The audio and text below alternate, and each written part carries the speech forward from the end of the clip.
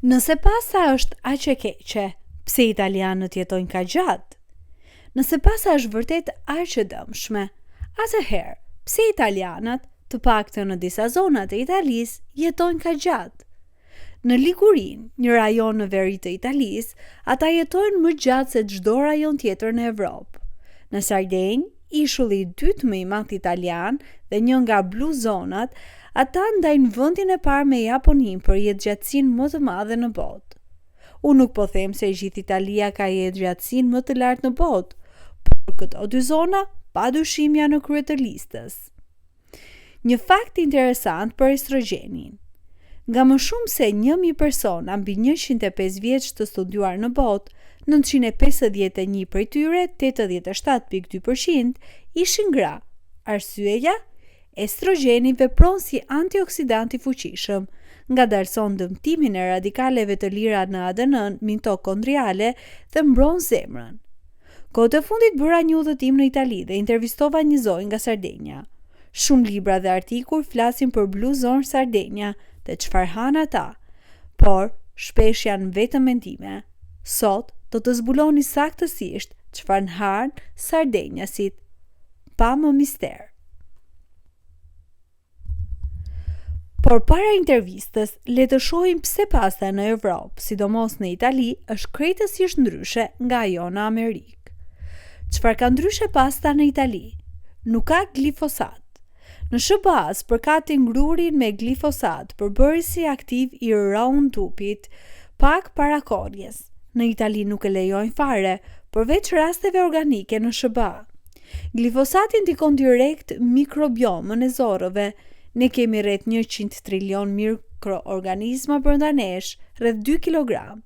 Kur mikrobioma dëmtohet, dëmtohemi dhe ne.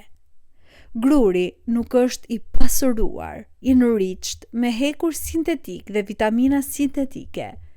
Hekur i tepërt është oksidues dhe korroziv. Trupi ynë nuk ka mekanizëm të mirë për ta hedhur jashtë, sidomos dhe burrat dhe gratë pas menopauzës. Për pastën përdoret gruri durum, pra gruri i fortë, më i lartë në proteina dhe tretet shumë ngadalë. Indeksi glikemik i pastës është 45 deri në 50, krahasuar me bukën që është 70. Në fillim nuk e rrit sheqerin në gjak shumë, por pas 2, 3, 4 orësh, po e rrit. Prandaj, unë nuk e rekomandoj pastën rregullisht, por cilësia e saj në Itali është shumë herë më e lartë se sa në SBA. Për këtë arsye, njerëzit shkojnë në Itali, han pasta dhe nuk fryhen. Intervista me një zonë në Sardenjë. E lindur në Sardenjë? Po, kam lindur aty. Kam ikur kur isha 20 vjeç. Çfarë lloj ushqimesh hani zakonisht në Sardenjë? Shumë mishderi organik, peshk, levrekdeti, dorat, guazgdeti, ndonjëherë karavide, perime, shumë angjilare. Angjinarja është shumë e dashur aty. Shumë sheqer? Jo shumë. Edhe ëmbëlsirat nuk janë shumë të ëmbla. Po pasta? Pak pasta, jo shumë. Buk? Pak, varet, por jo shumë. Vajulliri? Po, vajulliri fantastik, direkt nga Toskana ose nga Sardenja. Pini diçka tjetër? Pim mirto, një digestiv nga manaferat e Murizit, bim tipike Sardenjës. Sa vjeç je ti tani? Gati 49. Gjyqja jote, sa jetoj? Vdish kur ishte 92 vjeç, por duke shumë e re. Stresi në Sardenjë? Shumë i ullët, jeta është e qetë, pa presion. Është ishull, ritmi është i ngadalt. Po ujri bujnetit? Kur isha e vogël po, tani edhe po, uj është i mirë. Verë? Po, pin verë, por pak, një gotë ose 2, dhe birë pin, por jo shumë. Pesticide, GMO? Jo shumë, ne ruajmë kulturën tonë, nuk duam të bëhemi si Amerika. Jemi ishull, kemi mbajtur traditën e njëjtë për shekull. Dhe çfarë han realisht sardenjasit? Shumë mishderi organik, peshk dhe guaskadeti të pasura me DHA, jod, selen, zink, bakër. Shumë perime, sidomos angjinare. Pak pasta, pak buk, shumë pak sheqer dhe ëmbëlsira, vajulliri cilësor, pak dherë, pak birë digestiv me manafera, stres shumë i ullët, ecje shumë. Është shumë e vështirë të thuash saktësisht cili është faktori kryesor që i bën sardenjasit të jetojnë kaq gjatë. A është ushqimi, uji, stresi i ullët, ecja, gjumi, komuniteti apo të gjitha bashkë? Në fund të fundit, pyetja: nëse pasta është aq e keqe, pse italianët dhe sidomos banorët e Ligurisë dhe të Sardenjës jetojnë kaq gjatë?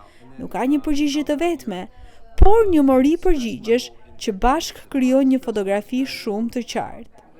Nuk është pasta ajo që i vret njerëzit, por cilësia e saj, konteksti në të cilin hahet dhe, mbi të gjitha, tërësia e stilit të jetës. Pasta italiane nuk është ajo që hahet në Amerikë. Është bërë nga gruri durum i papërpunuar, pa glifosat, pa hekur sintetik të tepërt, pa vitamina artificiale dhe tretet ngadalë. Nuk është ushqim i bardhë i rafinuar, në kuptimin amerikan të fjalës. Është një karbohidrat me indeks glikemik relativisht të ulët, kur hahet në sasi të arsyeshme dhe shoqërohet me vaj ulliri ekstra të virgjër, perime, peshk dhe pak misht cilësor. Pikërisht kjo është çelësi.